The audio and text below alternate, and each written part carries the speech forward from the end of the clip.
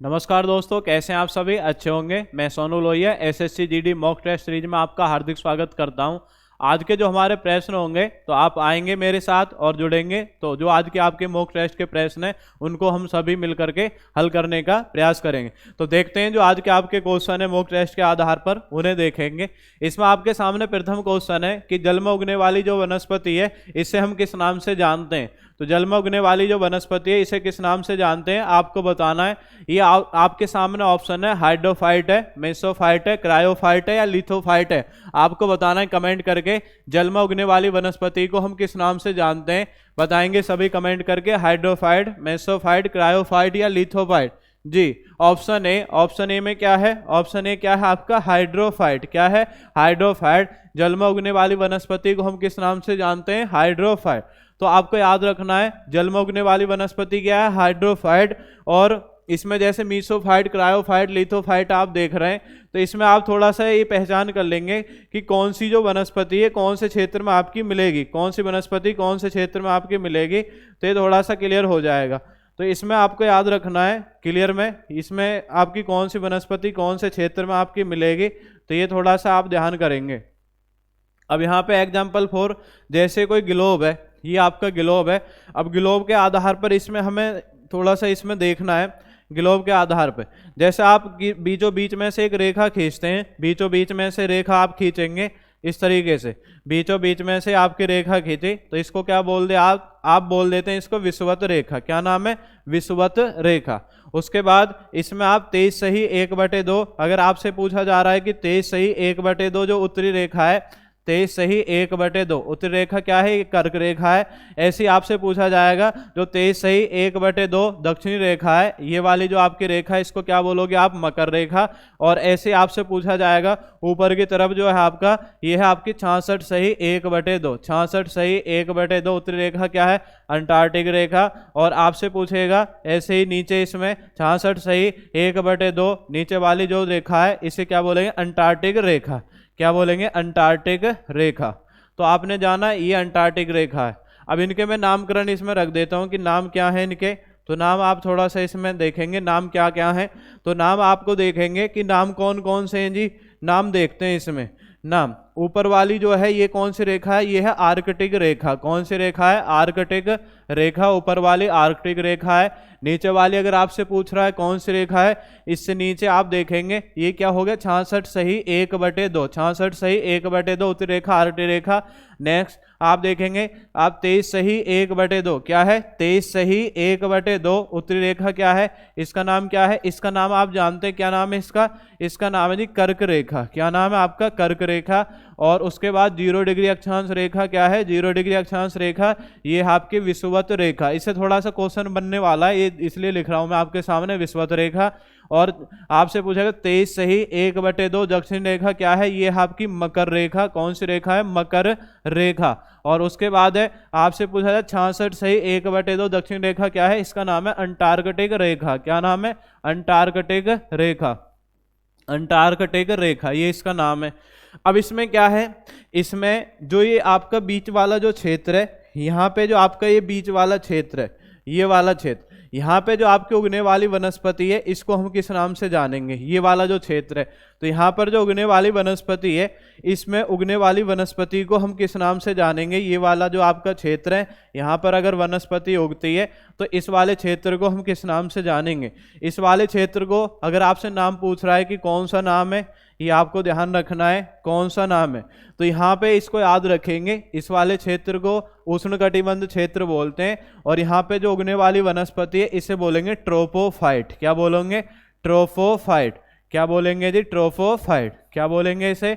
इस वाले क्षेत्र में आपके उगने वाली जो वनस्पति है इसे बोलेंगे ट्रोपोफाइट। तो आप याद रखेंगे जो उष्णकटिबंध क्षेत्र है, उष्णकटिबंध क्षेत्र में उगने वाली वनस्पति क्या है आपका? ट्रोपोफाइट। क्या है? ट्रोपोफाइट। अब उसके बाद में ये वाला इलाका है जी, ये वाला इलाका, यहाँ पे ये वाला जो आपका क्षेत्र है इसे बोलेंगे शीतोष्ण कटिबंध क्षेत्र। शीतोष्ण कटिबंध क्षेत्र। शीतोष्ण कटिबंध क्षेत्र में जो उगने वाली वनस्पति है इसे हम किस नाम से जानेंगे? इसका नाम क्या है जी? इसका नाम है मीसोफाइट। क्या नाम है? मीसोफाइट। क्या नाम है आपका? मीसोफाइट। और आपसे पूछा जाएगा जो ऊपर वाला इलाका है, ये वाला जो इलाका है कि यहाँ पे आपकी कौन सी वनस्पति उगेगी, ये वाला जो आपका क्षेत्र है, जो आपका बर्फीला क्षेत्र है, इसे क्या बोलते हैं, इसे बोलते हैं शीतकटिबंध क्षेत्र। और यहाँ पर जो उगने वाली वनस्पति है उसे किस नाम से जानेंगे, उसका नाम क्या है, उसका नाम है क्रायोफाइट। क्या नाम है आपका, क्रायोफाइट। क्लियर हो गया, क्या नाम है, क्रायोफाइट। क्रायोफाइट इसका नाम है। ऐसे नीचे आपका ये हो गया, इसका नाम क्या है, क्रायोफाइट। क्या है आपका, क्रायोफाइट। एक बार पुनः देखेंगे, आपसे पूछा जा रहा है कि जो उष्ण कटिबंध क्षेत्र है, उष्ण कटिबंध क्षेत्र में जो उगने वाली वनस्पति है इसे किस नाम से जानेंगे, इसे जानेंगे ट्रोपोफाइट। क्या है, ट्रोपोफाइट। उसके बाद में जो आपसे पूछा जाएगा जो शीतोष्ण कटिबंध क्षेत्र है उसमें उगने वाली जो वनस्पति है यहाँ भी और इस तरीके से यहाँ भी, इस वाले को क्या बोलेंगे, इसे बोलेंगे मीसोफाइट। और आपसे पूछा शीत कटिबंध क्षेत्र में उगने वाली जो वनस्पति है इसे किस नाम से जानेंगे, क्रायोफाइट। क्लियर हो गया, क्रायोफाइट। तो क्रायोफाइट आपका हो गया शीत कटिबंध क्षेत्र में उगने वाली वनस्पति, मीसोफाइट हो गया शीतोष्ण कटिबंध क्षेत्र में, और लिथोफाइट अगर आपसे पूछा जा रहा है तो कड़ी चट्टानों में उगने वाली वनस्पति। क्या है, कड़ी चट्टानों में उगने वाली वनस्पति। कड़ी चट्टानों में उगने वाली वनस्पति क्या है आपका, इसका नाम है आपका लिथोफाइट। कड़ी चट्टानों में उगने वाली वनस्पति क्या है, लिथोफाइट। क्लियर हुआ। नेक्स्ट आगे क्वेश्चन देखते हैं जी। नेक्स्ट क्वेश्चन क्या है, नेक्स्ट निम्न में से कौन सा नेशनल पार्क उत्तराखंड में नहीं है, राजा जी, गंगोत्री, ग्रेट हिमालय, नंदा देवी। बताएंगे सभी, कमेंट करके बताएं कि निम्न में से कौन सा नेशनल पार्क उत्तराखंड में नहीं है। सभी बताएंगे कमेंट करके कहां पर आपका, बताएं सभी कमेंट करके। तो निम्न में से कौन सा नेशनल पार्क उत्तराखंड में नहीं है, तो जो आपका यहाँ पे आप देख रहे हैं कौन सा नेशनल पार्क है, ये ग्रेट हिमालय नेशनल पार्क। कौन सा नेशनल पार्क है, great Himalaya national park. Great Himalaya national park कहाँ पर है, ये आपका हिमाचल प्रदेश। कहाँ पर है, हिमाचल प्रदेश। बाकी तीनों, राजा जी हो, गंगोत्री हो और नंदा देवी हो, तीनों कौन से राज्य में, आपका उत्तराखंड में। कहाँ पर है, उत्तराखंड में। तीनों नेशनल पार्क कहाँ पर, आपके उत्तराखंड में। क्लियर हुआ। और आपसे पूछा जाए भारत में स्थापित होने वाला पहला नेशनल पार्क कौन सा है, Jim Corbett national park. Jim Corbett national park किस वर्ष स्थापित हुआ था, 1936। 1936 में आपका स्थापित हुआ था जिम कॉर्बेट नेशनल पार्क। कहाँ पे स्थापित हुआ था, 1936 में स्थापित हुआ आपका Jim Corbett national park. Jim Corbett national park. तो जिम कॉर्बेट नेशनल पार्क आपने पढ़ा, तो ये जो भारत में पहला स्थापित होने वाला जिम कॉर्बेट नेशनल पार्क है और किस वर्ष स्थापित हुआ था, 1936। क्लियर हो गया। नेक्स्ट आगे बढ़ते हैं, नेक्स्ट देखते हैं। नेक्स्ट, रामसर समझौता किस वर्ष लागू हुआ था। ऑप्शन है 1971, 1972, 1975, 1982। रामसर समझौता बताएंगे सभी कमेंट करके, रामसर समझौता किस वर्ष लागू हुआ था, 1971, 1972, 1975, 1982। कमेंट करके बताएं सभी, रामसर समझौता किस वर्ष लागू हुआ था। सभी को बताना कमेंट करके, रामसर समझौता। जी देखेंगे, अगर लागू होने की बात है कि रामसर समझौता कब लागू हुआ, तो रामसर समझौता लागू कब हुआ, 1975। कब लागू हुआ, 1975। एक बार देखेंगे, रामसर समझौता क्या है, रामसर समझौता। रामसर समझौता अगर आपसे पूछा जाए कि 2 फरवरी 1971, क्या है आपका, 2 फरवरी 1971 ईरान देश का शहर है। कौन सा आपका, रामसर। तो ईरान देश का शहर कौन सा आपका, रामसर। यहां पे इसका आयोजन किया गया, इसीलिए बोलते हैं रामसर। मुख्य उद्देश्य क्या था, मुख्य उद्देश्य ये था जो नमभूमि क्षेत्र है या वेटलैंड एरिया है, नमभूमि क्षेत्र या क्या है आपका, वेटलैंड एरिया। क्या है, वेटलैंड एरिया। तो नमभूमि क्षेत्र या वेटलैंड एरिया को क्या करना है, बढ़ावा देना है। वेटलैंड एरिया को क्या करना है, बढ़ावा देना है, इसका प्रमुख उद्देश्य था। तो आपने पढ़ा भी होगा कि प्रत्येक वर्ष क्या है आपका, प्रत्येक वर्ष आर्द्रभूमि दिवस, प्रत्येक वर्ष आपसे पूछा जाएगा वर्ल्ड वेटलैंड डे। क्या है आपका, प्रत्येक वर्ष वर्ल्ड वेटलैंड डे। तो वर्ल्ड वेटलैंड डे आपका कब बनाते हैं, वर्ल्ड वेटलैंड डे बनाते हैं आपका 2 फरवरी को। कब बनाते हैं, 2 फरवरी को मनाया जाता है। अब इसमें क्वेश्चन आपके बनते हैं, क्वेश्चन क्या है आपका, क्वेश्चन रामसर आपका हो गया, रामसर लेकिन लागू कब हुआ, लागू अगर पूछ रहा है कि लागू कब हुआ था, लागू हुआ था 1975 में। रामसर समझौता किया कब गया है, 2 फरवरी 1971। आपसे पूछे कहाँ पे किया है, रामसर ईरान में किया गया। प्रमुख उद्देश्य क्या था, नमभूमि क्षेत्र या वेटलैंड एरिया को बढ़ावा देना। लागू कब हुआ, 1975 में लागू हुआ है। लेकिन अगर आपसे पूछा है भारत कब शामिल हुआ, भारत अगर आपसे पूछा जा रहा है कि भारत कब शामिल हुआ, भारत शामिल हुआ था 1982 में। कब शामिल हुआ, 1982 में। भारत कब शामिल हुआ, 1982, अगर भारत का पूछा जाए। और आपसे पूछा जाए भारत की प्रथम रामसर साइट कौन सी है, भारत की प्रथम रामसर साइट अगर आपसे पूछा जा रहा है तो भारत की प्रथम रामसर साइट किसे घोषित किया गया, चिल्का झील।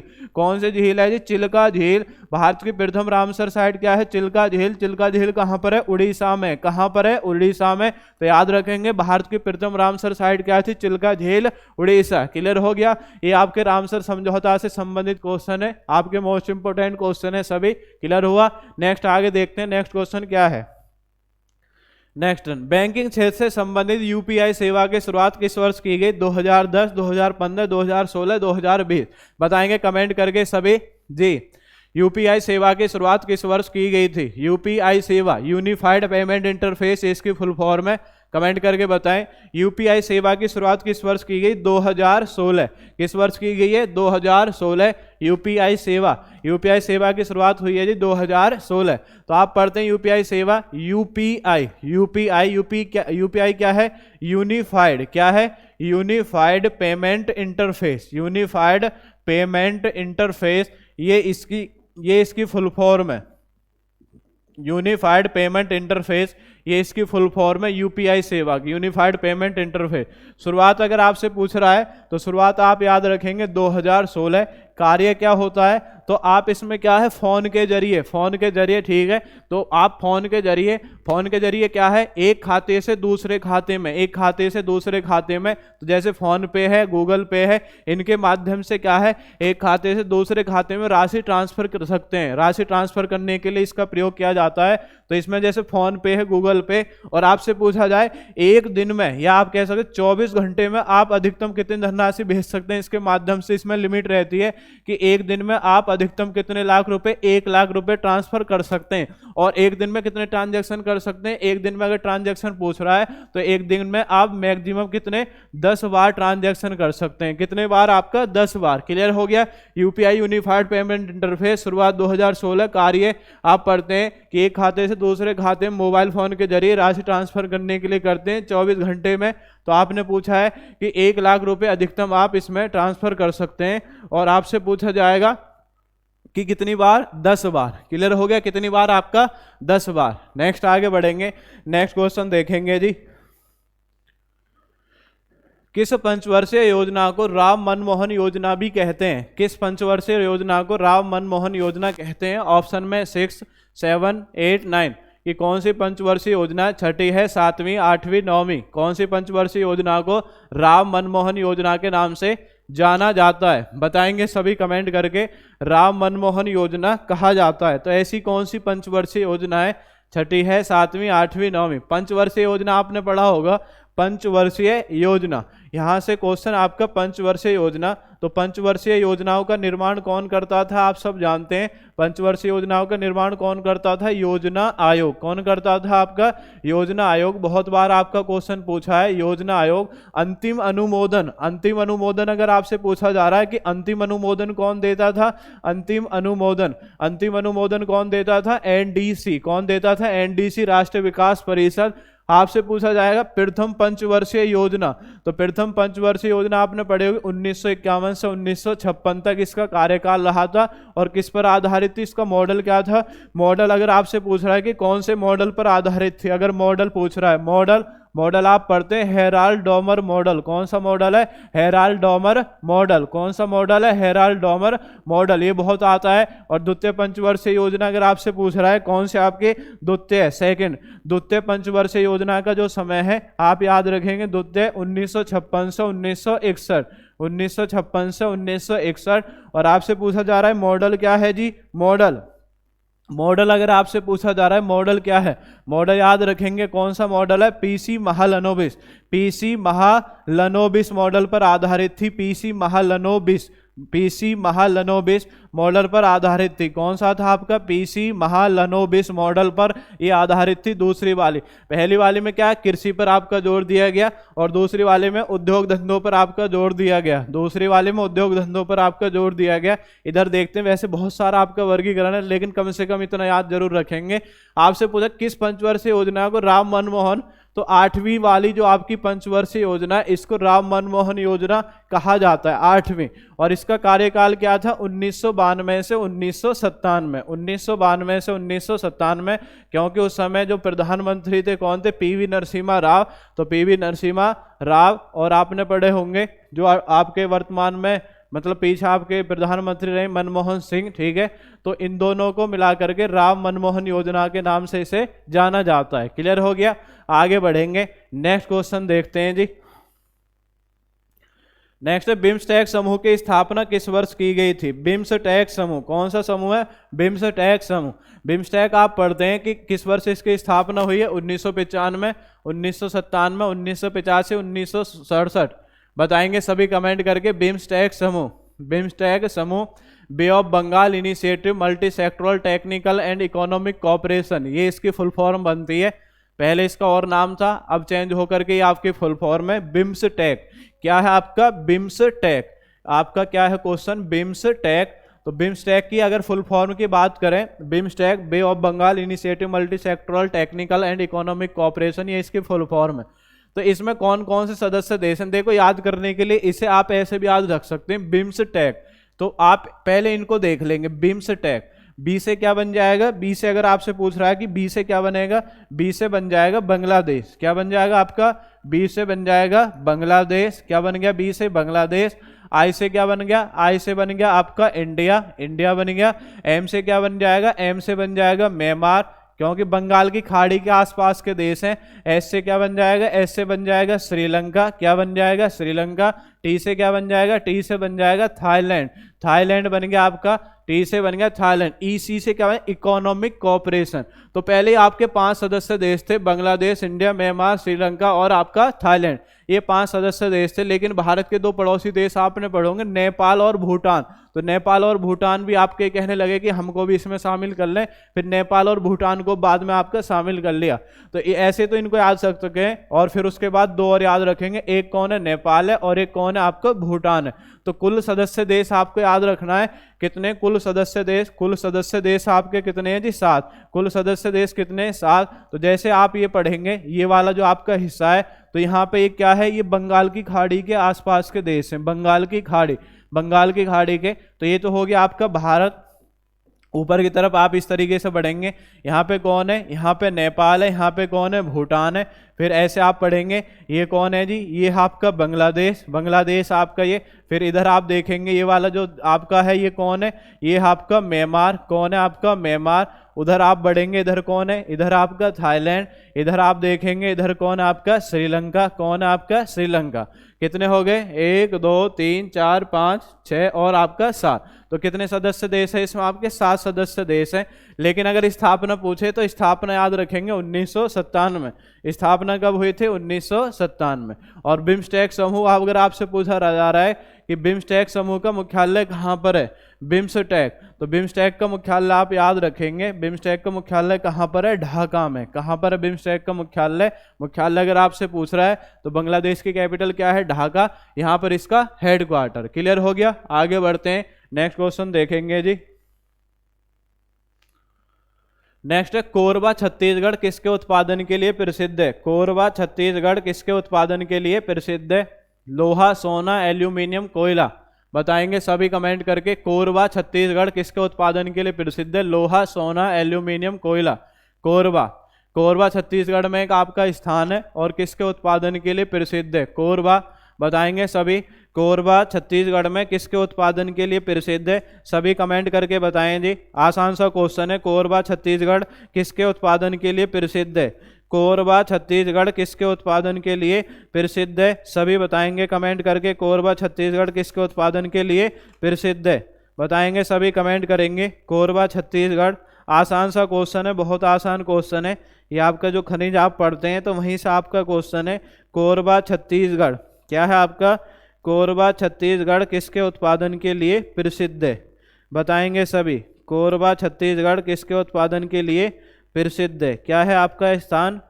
कोरबा। क्या है आपका? कोरबा किसके उत्पादन के लिए आपका प्रसिद्ध है? बताएं सभी, कमेंट करेंगे। कोरबा छत्तीसगढ़ किसके उत्पादन के लिए आपका प्रसिद्ध है? कोरबा। तो कोरबा आप पढ़ते हैं, कोरबा किसके उत्पादन के लिए प्रसिद्ध है? कोरबा। कैसे कोरबा? कैसे क्या बन जाएगा? कोयला। कैसे कोरबा कैसे बन जाएगा आपका? कोयला। तो कोयला के उत्पादन के लिए प्रसिद्ध कौन सा क्षेत्र आपका? कोरबा। कोयला के उत्पादन के लिए कौन सा क्षेत्र आपका? कोरबा। क्लियर हो गया? कोरबा आपका कोयला के उत्पादन के लिए प्रसिद्ध है। ठीक है, तो याद रखेंगे छत्तीसगढ़ में है कोयला। और कोयला से अगर आपसे पूछा जाए कोयल सर्वोत्तम प्रकार का कौन कोयला होता है? एंथ्रेसाइट। कौन सा होता है? एंथ्रेसाइट सर्वोत्तम प्रकार का आपका कोयला होता है। कौन सा? एंथ्रेसाइट। और सबसे निम्न प्रकार का कौन सा होता है? पेट कोयला। कौन सा है? पेट कोयला।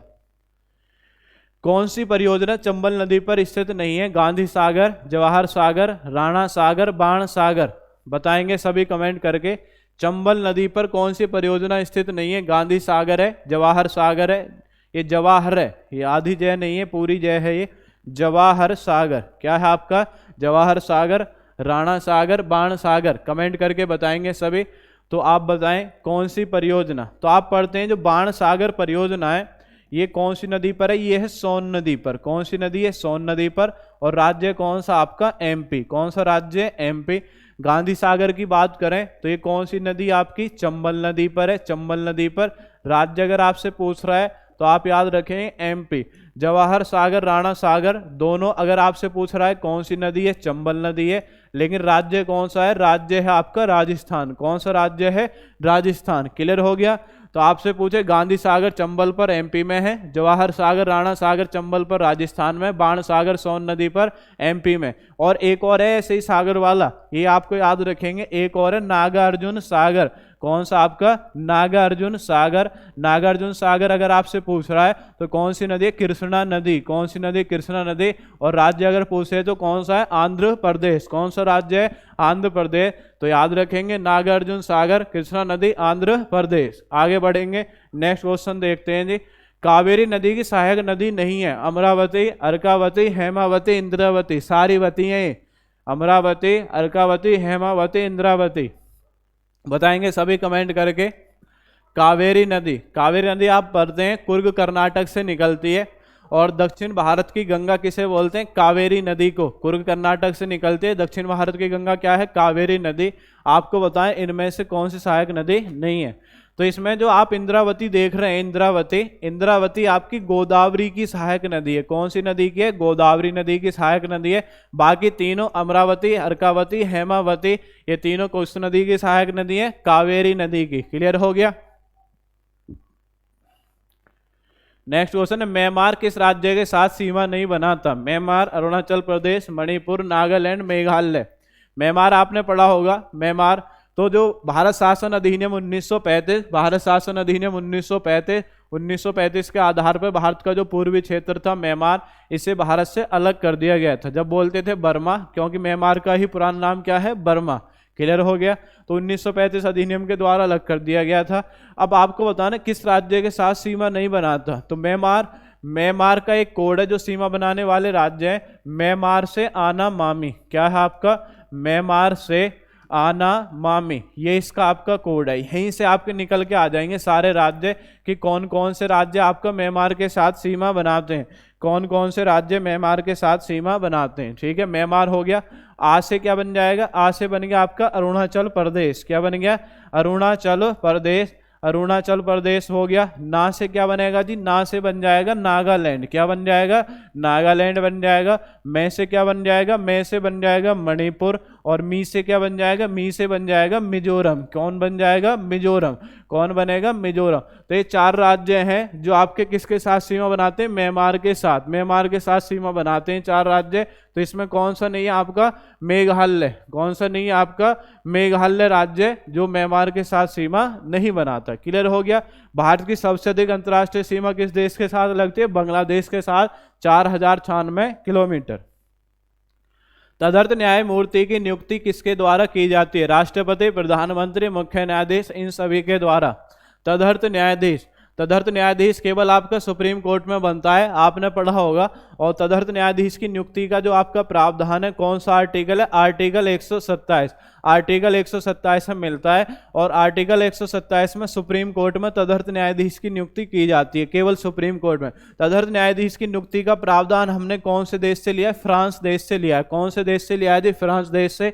और तदर्थ न्यायाधीश जब आप देखेंगे, जब हाई कोर्ट मतलब जो सुप्रीम कोर्ट है, सुप्रीम कोर्ट में जब आपके न्यायाधीशों की संख्या कम हो, तो ऐसी स्थिति में राष्ट्रपति की पूर्व अनुमति से, किसकी पूर्व अनुमति है? राष्ट्रपति की पूर्व अनुमति से तदर्थ न्यायाधीश की नियुक्ति किसके द्वारा की जाएगी? तदर्थ न्यायाधीश की नियुक्ति की जाएगी मुख्य न्यायाधीश। मुख्य न्यायाधीश कौन सा? सुप्रीम कोर्ट का मुख्य न्यायाधीश के द्वारा तदर्थ न्यायाधीश की नियुक्ति कर दी जाएगी। तो आपको याद रखना है, तो मुख्य न्यायाधीश के द्वारा तदर्थ न्यायाधीश की नियुक्ति की जाती है। कौन से कोर्ट में? सुप्रीम कोर्ट में। क्लियर हुआ? आगे बढ़ेंगे, नेक्स्ट क्वेश्चन देखते हैं। बरीद ए मुमालिक गुप्तचर विभाग किस शासक ने स्थापित किया था? कमेंट करके बताएंगे। इल्तुतमिश, बलबन, फिरोज शाह तुगलक, अलाउद्दीन खिलजी। बरीद ए मुमालिक गुप्तचर विभाग किस शासक ने आपका स्थापित किया था? बरीद ए मुमालिक, ठीक है, बताएंगे सभी।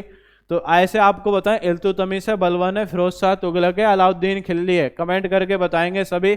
बरीद ए मुमालिक, बरीद ए मुमालिक आपसे पूछा जाएगा, बे से बरीद और बे से क्या है आपका? बलबन। तो बरीद ए मुमालिक जो गुप्तचर विभाग है, किस शासक ने आपके स्थापित किया था? बलबन ने। किसने? आपका बलबन। क्लियर हुआ? आगे देखते हैं नेक्स्ट क्वेश्चन। मालविका अग्निमित्रम कालिदास द्वारा लिखित क्या है? खंड काव्य है, महाकाव्य, नाटक है, कविता है? मालविका अग्निमित्रम, विक्रमोर्वश्यम, अभिज्ञान शाकुंतलम, रघुवंशम, कुमार संभव, मेघदूत, ऋतु संहार, इन सब के रचनाकार कौन है? कालिदास, कवि कालिदास। और भारत का शेक्सपियर भी किसको बोलते हैं? कवि कालिदास को भारत का शेक्सपियर कहा जाता है। तो मालविका अग्निमित्रम आपसे पूछा जाएगा, मालविका अग्निमित्रम क्या है? तो मालविका अग्निमित्रम आपका नाटक। क्या है आपका? नाटक। मालविका अग्निमित्रम क्या है? नाटक। तो जो बड़े बड़े नाम जैसे अभिज्ञान शाकुंतलम है, ये भी क्या है? नाटक है। विक्रमोर्वशीयम में क्या है आपका? नाटक है। मालविका अग्निमित्रम क्या है? नाटक है। रघुवंशम और कुमार संभव क्या है? महाकाव्य। क्या है आपके? महाकाव्य। क्लियर हुआ? आगे बढ़ेंगे, नेक्स्ट क्वेश्चन देखते हैं जी। रवि कीर्ति किसका दरबारी कवि था? रवि कीर्ति किसका दरबारी कवि है? पुलिकेशन सेकंड का है, कनिष्क का है, विक्रमादित्य का है, या राजेंद्र चोल का है? बताएंगे रवि कीर्ति किसका दरबारी कवि था? रवि कीर्ति बताएं कमेंट करके, रवि कीर्ति किसका दरबारी कवि था? सब बताएंगे। एक ये बहुत आता है, बाण भट्ट किसका दरबारी कवि था? बाण भट्ट। बाण भट्ट बहुत पूछा जाता है कि बाण भट्ट। और एक हरिसेन बहुत आता है कि हरिसेन किसका दरबारी कवि था? इनको भी दोनों को आप बताएंगे कमेंट करके। बाण भट्ट और हरिसेन ये किसके दरबारी कवि थे? बाण भट्ट आपने पढ़ा होगा, किसका दरबारी कवि था? हर्षवर्धन का। हर्षवर्धन का दरबारी कवि कौन है? बाण भट्ट। और हरिसेन किसका दरबारी कवि था? समुद्रगुप्त। समुद्रगुप्त का दरबारी कवि कौन था आपका? हरिसेन। लेकिन अब यहाँ पे क्वेश्चन क्या पूछा है? आपसे बोले रवि कीर्ति, तो रवि कीर्ति था आपका पुलिकेशन सेकंड। किसका दरबारी कवि था आपका? पुलिकेशन सेकंड। क्लियर हुआ? आगे बढ़ेंगे, नेक्स्ट क्वेश्चन देखते हैं जी। नेक्स्ट क्वेश्चन क्या? खेड़ा का युद्ध किस वर्ष हुआ था? खेड़ा का युद्ध ताराबाई और आपने पढ़ा होगा साहू जी, तो इन दोनों के मध्य में आपका हुआ था। लेकिन हुआ कब था आपका?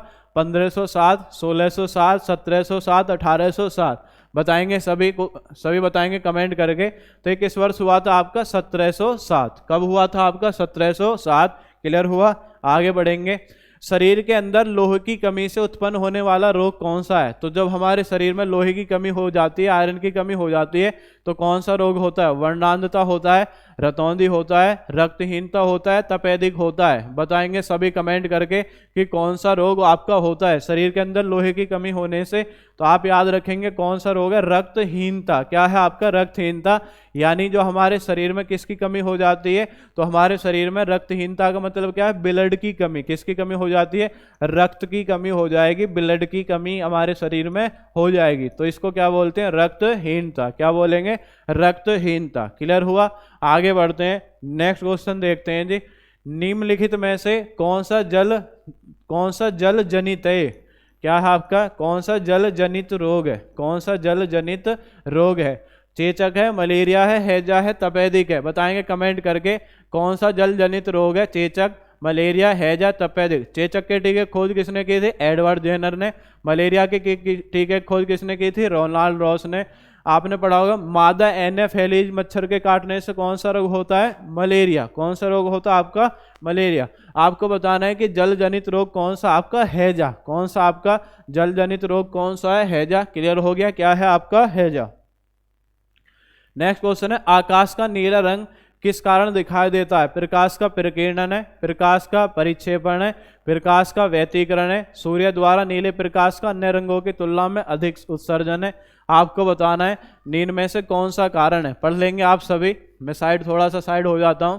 आकाश का नीला रंग इस कारण होता है, बताएंगे सभी कमेंट करके बताएं। आकाश का नीला रंग किस कारण आपका होता है? जी, प्रकाश का प्रकीर्णन, आकाश का मतलब प्रकाश का परिक्षेपण, प्रकाश का व्यतिकरण। बताएं। तो जो आकाश का नीला रंग है वो किसके कारण होता है? प्रकाश के प्रकीर्णन के कारण। किसके कारण होता है? प्रकाश के प्रकीर्णन के कारण। क्लियर हो गया। प्रकाश के प्रकीर्णन के कारण आकाश का रंग हमें कैसा दिखाई देता है?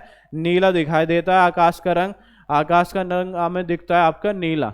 निम्नलिखित में से कौन सा तना है? शलजम, अदरक, गाजर, शकरकंद। बताएंगे सभी कमेंट करके बताएं। नील में से कौन सा तना है? शलजम है, अदरक है, गाजर है, शकरकंद है। कौन सा तने का उदाहरण है इसमें? आप बताएंगे जी। तने का उदाहरण क्या है? तो तना आपका कौन सा है? शलजम, अदरक, गाजर, शकरकंद। कमेंट करके बताएंगे। तना क्या है? तना है आपका अदरक। क्या है आपका तना? अदरक है। शलजम क्या है? शलजम आपका जड़ है। जड़ में भी कैसी जड़ है? कुंभ रूपी। कैसी आपकी? कुंभ रूपी, घड़े के आकार की जड़ है आपकी। गाजर क्या है? गाजर भी आपकी जड़ है और कैसी है? शंकु रूपी। कैसी जड़ है आपकी? शंकु रूपी। शंकु रूपी जड़ है। शकरकंद क्या है? शकरकंद भी आपका क्या है? जड़ है। क्या है आपका? जड़। शकरकंद क्या है आपका? जड़। क्लियर हो गया। तो शलजम आप याद रखें कुंभ रूपी, अदरक आपका क्या है? ये आपका तना है, गाजर क्या है? शंकु रूपी है, और शकरकंद भी क्या है आपका? जड़ है। क्या है आपका? जड़। आगे बढ़ेंगे, लास्ट क्वेश्चन देखते हैं जी। बॉक्साइट अयस्क है। बॉक्साइट लोहे का, तांबे का, एल्यूमिनियम का, सोने का। बॉक्साइट किसका प्रमुख अयस्क है? बताएंगे सभी कमेंट करके। आसान सा क्वेश्चन है, बहुत आसान क्वेश्चन है। बॉक्साइट किसका प्रमुख अयस्क है? लोहे का, तांबे का, एल्यूमिनियम का। बॉक्साइट किसका प्रमुख अयस्क है? जी बताएं सभी कमेंट करके बताएंगे। बॉक्साइट किसका प्रमुख अयस्क है? तो बॉक्साइट आप सब जानते हैं। बॉक्साइट किसका अयस्क है आपका? लोहे का। किसका है आपका? लोहे का प्रमुख अयस्क क्या है आपका? बॉक्साइट। क्या है आपका? बॉक्साइट। और आपसे पूछा जाएगा क्यूप्राइट किसका है? क्यूप्राइट। क्यूप्राइट किसका प्रमुख अयस्क है? तांबे का। क्यूप्राइट तांबे का है। लोहे के आपने पढ़े होंगे, जैसे आप पढ़ते हैं हेमेटाइट है। क्या है? हेमेटाइट है। मैग्नेटाइट है। क्या है आपका? मैग्नेटाइट है। आप पढ़ते हैं जी सिडेराइट है। क्या है आपका? सिडेराइट है। हेमेटाइट, मैग्नेटाइट, सिडेराइट, लिमोनाइट, ये सब किसके अयस्क हैं? ये आपके लोहे के। किसके अयस्क हैं? लोहे के। और सोने का आप पढ़ते हैं क्या है? सोने का आपका सिल्वेराइट। क्या है? सिल्वेराइट और काल्वेराइट। तो आपको याद रखना है क्या है? काल्वेराइट और क्या है आपका? सिल्वेराइट। तो आप याद रखेंगे इनको। तो ये आपके प्रमुख अयस्क हैं। क्या है आपके प्रमुख अयस्क? क्लियर हो गया।